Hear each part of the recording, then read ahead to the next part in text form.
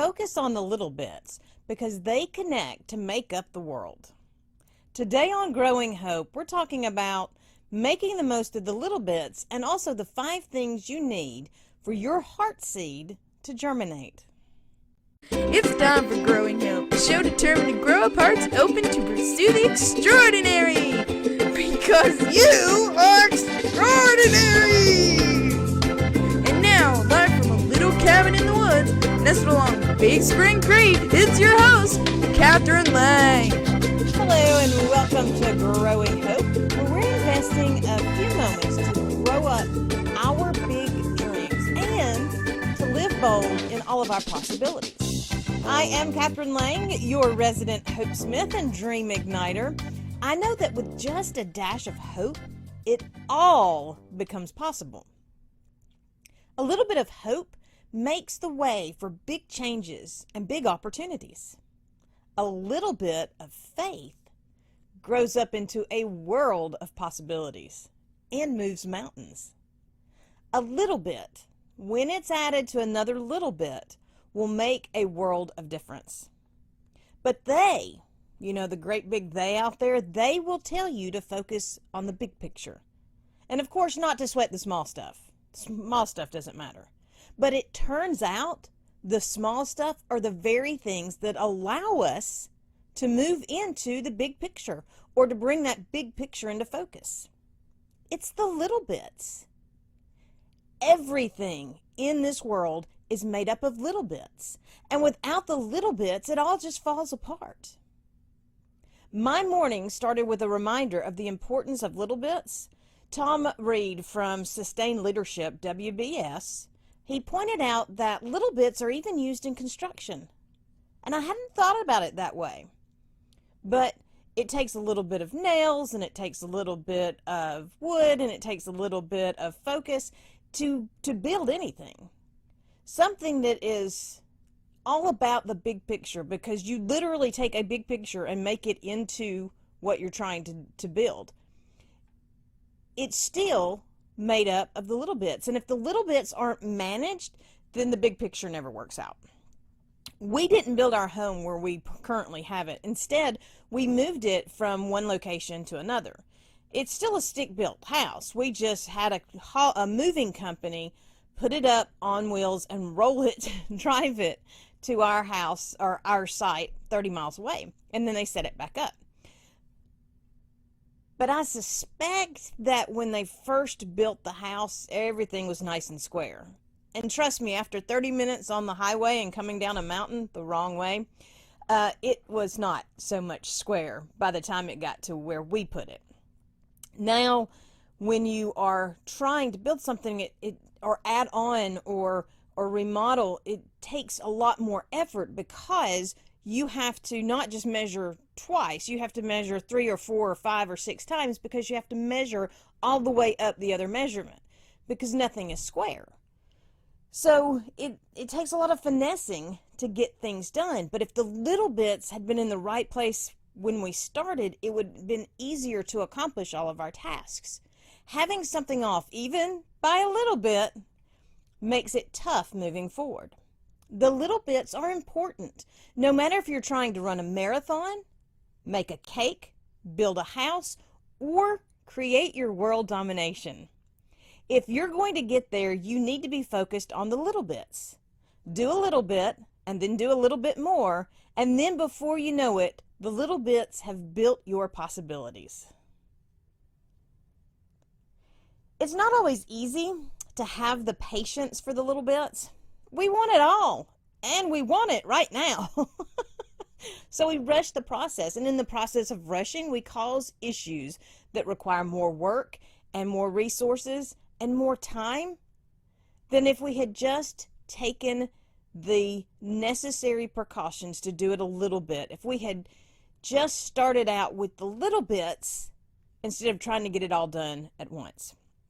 I was watching a cooking show not too long ago, and the goal was to make this big giant cake. And the baker had made, instead of making multiple batches of mix, she did it all at once to hurry the process. But in the hurrying, she forgot an essential element of the batter. And in the end, it was just a big mess. If she'd taken the time to make the giant cake a little bit at a time, she would have been able to at least catch her mistake before it cost her the final project. You can't rush the process of growing up your possibilities. You have to make the point of investing a little bit at a time. You have to allow your heart seed to germinate at its unique pace. But all seeds can and will grow up when they're given what they specifically need for the sprouting and growing to occur. Your heart seed elements will be unique to you, and you're going to find that they arrive a little bit at a time just when they're needed most. So first thing, you have to prepare the soil to be ready for the heart seed to take root. And the good news is you are the soil. So at least you know where the soil is located.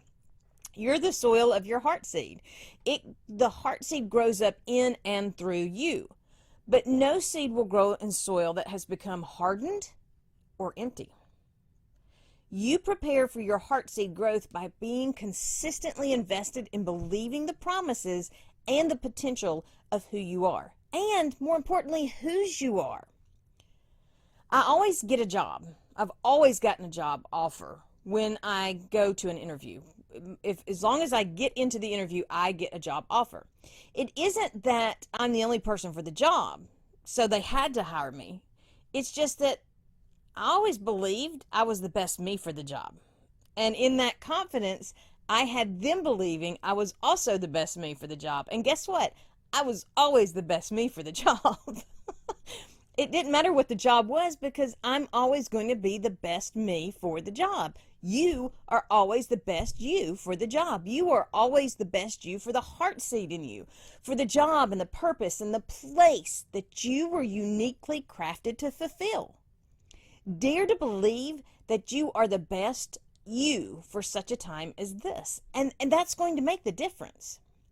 Second, prepare your heart seed. You prepare your heart seed to be able to germinate when you take care of the heart seed. See, every seed requires certain treatment before it can take root. My son and I went on a field trip a while back to a local garden, and we were encouraged to collect the seeds so that we could take them back home and grow them, as long as we didn't damage the plant in the process. And there were some incredible Lenten roses there, and I was able to squeeze the seeds out without harming the plant. I just squeezed them out of the pod. And I brought them back home, and I put them into their little seed cups so that they could start growing, and I could transplant them into my garden. I had a perfect place for them. But nothing happened. Several weeks went by, still nothing happened. And then I forgot about them. I forgot about them for the whole winter. I left them out on the porch. That's how much I forgot about them. In the spring, they began to sprout. With a little research, I discovered that the seeds of the Lenten rose needed freezing. They needed to be at freezing temperature before they were ready to germinate. There are other seeds that need fire. Without experiencing a wildfire, the seeds never germinate. Some seeds need to be soaked in water before they're ready to go in the ground. Your heart seed needs to be saturated in the things that will provide it what it needs to take root. And it's important to know that one of the most important elements will always be the word that created your heart seed in the first place. The third thing is to understand how to activate the seed. To plant it in the right place, which is you, to plant it at the right time and in the right way, to do what needs to be done. Now, we live on amazing property. I joke with people that it is just so rich that you could spit and grow a person. We're nestled between a creek and several natural springs, so there's a lot of humidity. So the plants always get they always get enough moisture without getting too much. All around us, though, on neighboring properties, neighboring forests, there are these amazing hydrangeas. They're oak leaf hydrangea. Every year, my mom would purchase a new hydrangea for us to plant in our garden and on our property because we didn't have any. We didn't even have the oak leaf. Every fall, those hydrangeas would fade away, never to be seen again. So apparently, hydrangeas don't like our property, despite how rich and amazing it is for other plants. Your heart seed is designed up to grow up in a unique place of view. And it's designed to grow up in a unique way and at a unique time. So knowing the elements of you requires investing in understanding not only your heart seed, but the Creator and the purpose of the Creator and your place in purpose, which is why we're walking through this process together. Be invested in understanding how to activate your heart seed. Fourth, take care of the heart seed. Care from outside forces and care from inside forces, because both can be equally destructive. I mentioned before about the Lenten roses that finally sprouted after they got what they needed. What I didn't tell you is that not a single one of those sprouts survived to be planted in my garden, because I forgot about them again. And they never got watered. And they need water to grow. It takes care to make certain that what you've rooted in your life grows up into all that you're designed to be. Because the world is going to try to crush it. You have to arm yourself. Arm yourself with positive words, with determined and consistent little bits. Little bits make it so much easier. Little bits of purposeful action move you in that direction. But you also have to take care to guard against what lies within. Every negative thing that you've heard or that you've seen that has come into you in some way, it has the potential to become a weapon against your heart seed. Now, you can only combat what you've brought in by continuing to bring in new, positive, life-giving words. You can protect against future negatives by making the choice to choose different for what you allow in. But be aware that what you allow in will potentially harm or help your heart seed. And finally, be persistent and consistent in caring for your heart seed. Neglect is one of the biggest purpose killers on the planet. I was given a houseplant that looks somewhat like a pom-pom. It's on the end of, it looks like it's a pom-pom on the end of a stick. It's got a wooden stem, and it makes it look like a tiny little tree, and actually it makes it look like one of the trees from the Lorax. So every time I'm caring for the tree, I think of the Lorax, and I speak for the trees. And during the spring, things got really crazy around our house, so I neglected all the house plants. So much so that the dirt became solid, and if you try to water a house plant that has solid dirt in it, the water just runs straight down to the bottom of the pot and then all over whatever is beneath it. It's never a good thing with house plants in the house. So we moved them outside and saturated them over the next several weeks so that the water would run out and it absorbs and it softens the dirt and so forth. And then I brought them back in and things got crazy again. And my poor little Lorax plant decided it was time to just take a bow and call it a day. And it folded over on itself and was gone. No matter how much you like something or how much you want something, if you neglect it, if you neglect what you're trying to grow, it's not always going to survive, and it's not always going to be something you can repair. But you want to be invested in your heart seed. So prepare the soil, prepare the seed, activate the seed, care for the seed, and be invested in consistent and persistent care. You have to make the investment. You have to make the choice. You have to give your heart seed what it needs and then continue to provide consistent and persistent care. Every seed can and will grow up if you provide it what it needs to make it so.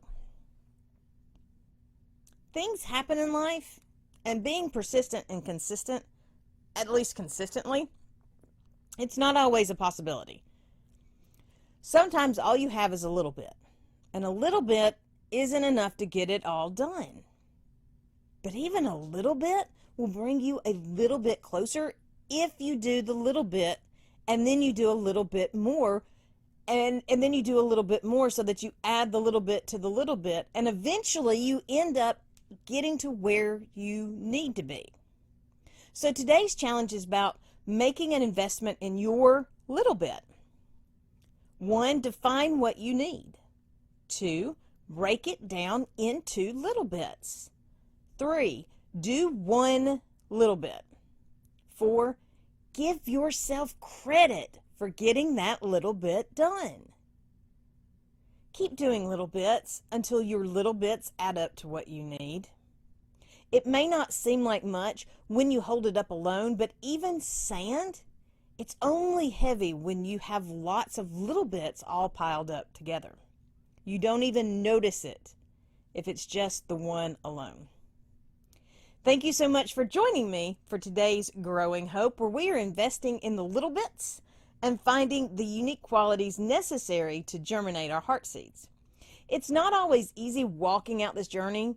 As a matter of fact, the world is going to do all it can to persuade you that you do not have a unique place and purpose, and it's going to do all it can to distract you from the journey. But when you unlock your heart seed and when you invest in your heart seed, then even the distractions and the detours the world puts up become a little bit easier to handle. I look forward to hearing how your journey into purpose living is going. So please share your thoughts and your ideas about heart seed discovering over at Growing Hope Radio Facebook page or growinghoperadio.com. And it's the website where you can also catch up on any episodes that you may have missed. And if you have any questions or concerns or just thoughts you want to share directly with me, you can always email me at contact@growinghoperadio.com or message me through the website or Facebook page. Learn more about this journey that we're on, the place and purpose, by visiting harnessyourwhy.com today. You have it in you. You have the ability to grow up into world-changing possibilities in you right now. The key is uncovering your heart seed and then giving it all it needs to germinate. It's time to get growing. I am Kathryn Lang, your Rainbows and Lollipops host, because every day holds a promise of more, and every action contains the power of possibility. It's not about what the world says or even what the world shows. The strength of hope and encouragement will and does push through the limits and the walls of the world. My prayer is and always will be that the words I share are helping establish a foundation of hope that will shatter the delusions of the world around us. Remember, in all that you're doing, be blessed and be a blessing. Thank you for joining us for Growing Hope with Kathryn Lang, where we are sharing hope, encouragement, and inspiration to do more. Visit www.kathrynlang.com to invite Kathryn to be part of your event or to share your own stories of possibility living. Until next time, remember that a seed of hope planted and nurtured will grow up into a world of possibilities.